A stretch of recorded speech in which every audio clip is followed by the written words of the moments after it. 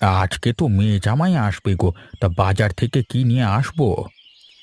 তোমায় আজকে বাজার থেকে কিচ্ছু আনতে হবে নি, শুধু কয়েকটা সবজি নিয়ে এসো। এই, না না না না, সেটাও আনতে হবে নি, বাড়িতে সব আছে। এ বাবা, আমি যদি কিছু না আনি তাহলে জামাইকে কি রান্না করে দেবে? মাছটা অন্তত নিয়ে আসি। হ্যাঁ, আরে না না, ও সব দরকার নেই। আমাদের জামাই প্রথমবার বাড়িতে আসছে, তাও আবার বড় লোক জামাই। সে নিশ্চয়ই মাছ মাংস মিষ্টি সব কিনে নিয়ে আসবে। গিন্নি, তুমি আবার শুরু করলে।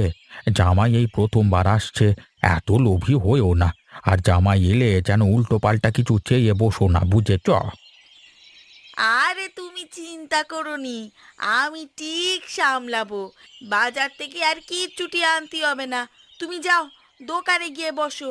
আর আজকে একটু তাড়াতাড়ি বাড়ি চলে এসো, হ্যাঁ? হ্যাঁ, সে তো আসবই। ঠিক আছে, আমি তাহলে বেরুলাম। রান্না বান্নাটা তাহলে তুমি দেখো কেমন। হ্যাঁ হ্যাঁ, আমি দেখে নেব, তুমি যাও। নতুন জামাইরা এলে নিয়েই আসে সব কিছু, চিন্তা করতে হবে নি। ব্যবস্থা হয়ে গেল। আরে তোমার টাকাটাও তো বাঁচলো নাকি? যাও যাও, যাও এখন যাও।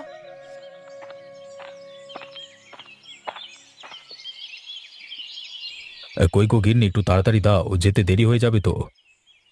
আরে না না, কিছুই দেরি হবে না। 1 সপ্তাহ গিয়ে থাকবো, জামা কাপড় না গুছালে হয়? একটু বসো, হয়ে গেছে আমার। না, সেটা আমি বলছি না। বলছি প্রথমবার যাবো তো, তাই জন্য একটু সকালে গেলে ভালো হতো। দেখো না, আমি তো বাজার দোকান করিয়ে রেখেছি। তা শ্বশুর বাড়ি যাবে বলে কি কিনে আনলে শুনি? না না, বেশি কিছু না। কিনেছি 2 কেজি খাসির মাংস, একটা বড় রুই মাছ। তারপর তো শাশুড়ি মা এবং শ্বশুর মশাইয়ের জন্য ভালো জামা কাপড় কিনেছি। বাবা, তুমি শ্বশুর বাড়ি যাবে বলে এত কিছু কিনেছো? তা আমি বলেই দিচ্ছি, আমি কিন্তু বইতে পারবো না। প্রথমবার যাচ্ছি তো, তাই নিয়ে যেতেই হবে। আর কাউকে বইতে হবে না। গরুর গাড়ি করে যাব তো, একদম বাড়ির সামনে নামিয়ে দেবে। গরুর গাড়ি এসে অপেক্ষা করছে, তাড়াতাড়ি নাও। তুমি গিয়ে দাঁড়াতে বলো, অতগুলো টাকা দেব মুখ দেখে নাকি? একটু তো অপেক্ষা করতেই হবে। উনি এসে প্রায় 30 মিনিট ধরে অপেক্ষা করছেন। আর কত অপেক্ষা করবেন? টাকা দিয়েছে মানছি, তবুও তো চলো,